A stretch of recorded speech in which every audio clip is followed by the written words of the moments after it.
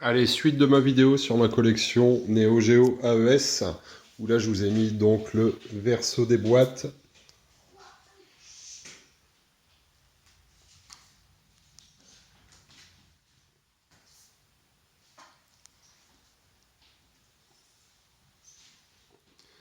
Je pense que je ferai aussi des vidéos sur certains titres en particulier pour décortiquer un petit peu les notices, voir un petit peu ce qu'il y avait dedans à l'époque. Et puis voir pourquoi pas si il y aura encore certains tickets de caisse avec les prix d'époque. Où là je pense que ça pourrait être assez étonnant de voir un petit peu les prix qui étaient pratiqués à l'époque et les prix que vous avez maintenant sur les sites d'enchères notamment.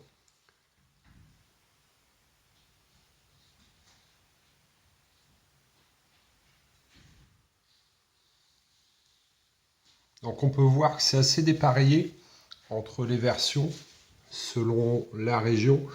Comme par ici, voilà, ça c'est le format type que nous on avait à l'époque, dans les années 90. Je suis très très fan de ce système. Vous avez le liseré de couleurs, les 4 photos, et puis un texte explicatif. Mais après, force est de reconnaître que les artworks japonais voilà, sont intouchables, ils sont vraiment super. Là, vous allez en voir quelques-uns dans cette vidéo ici.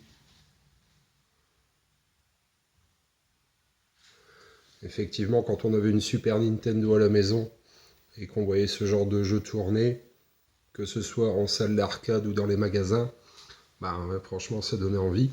Alors, chose rigolote, vous voyez, là, on a le prix de l'époque Fnac, 990 francs. Donc ça, c'est toujours amusant de retrouver des petites anecdotes comme ça d'époque. Donc sur le premier Fatal Fury, 990 francs, c'était une somme. C'était vraiment une somme à l'époque. Et une nouveauté, on était plus dans les 1500 francs à la sortie. Donc vraiment, le prix d'une console en fait. Sur Neo Geo à l'époque, le prix d'un jeu, le prix d'une nouveauté, c'était le prix d'une console.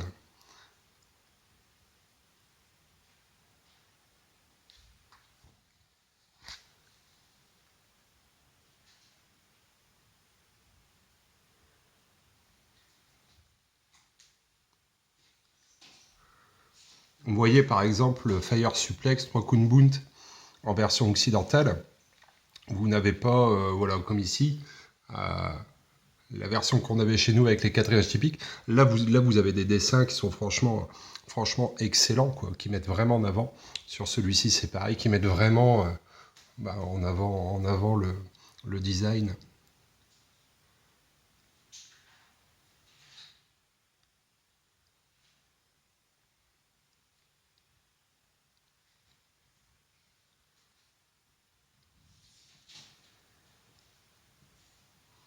Le How to Play, si spécifique au jeu Neo Geo d'arcade.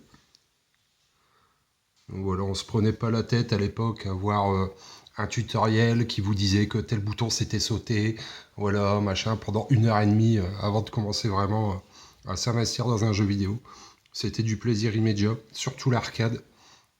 Le principe était très rapide à comprendre la plupart du temps, et c'est de l'amusement instantané.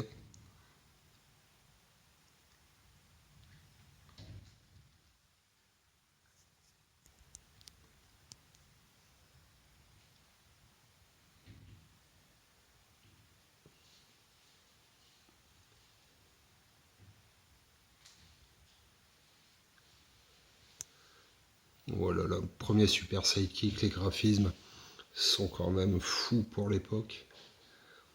Le jeu date de 90-91, et même quand on compare avec les micro-ordinateurs de l'époque, à un moment donné, il y avait un gouffre.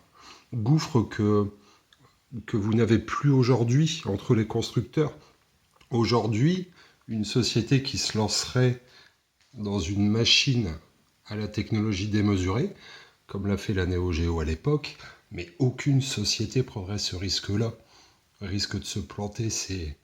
Voilà. Et puis ce qui fait que la console aujourd'hui, elle est culte.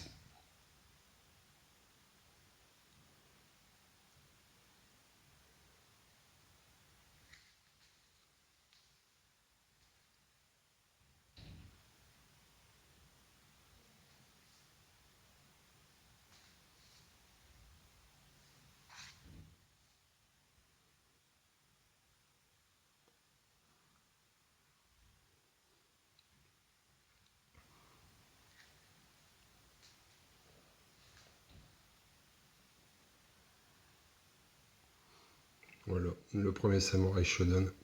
Ça, c'est vraiment le jeu qui m'aura fait rêver à l'époque, quoi. On était dans la folie Street Fighter à l'époque. Et le Samurai Shodown dans les magazines, les testeurs étaient ouf, quoi. Le jeu était encensé partout. C'était incroyable techniquement. Et même le gameplay, l'ambiance était génial, quoi.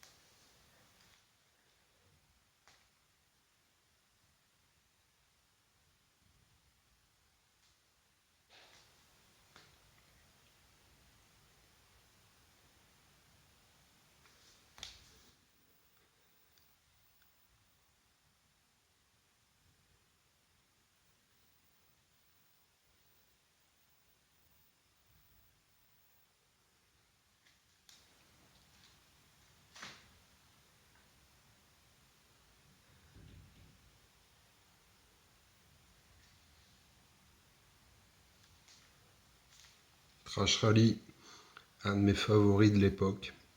Je suis très nostalgique de l'arcade avant l'arrivée du versus fighting. C'est vrai qu'après la Neo Geo a eu une seconde vie avec tous les versus fighting, alors que j'adore, hein. Et je suis quand même très nostalgique du début de la console, où il y avait énormément de gens représentés. Mais les jeux de baston ont été quand même un genre de jeu qui permettait de voir les progrès techniques, les progrès graphiques, et notamment sur l'animation au fil des ans, où on se rendait compte que la Neo Geo était vraiment une console qui en avait dans le bide. Donc là, le Garou NCI numéroté. Voilà, voilà. Merci à vous.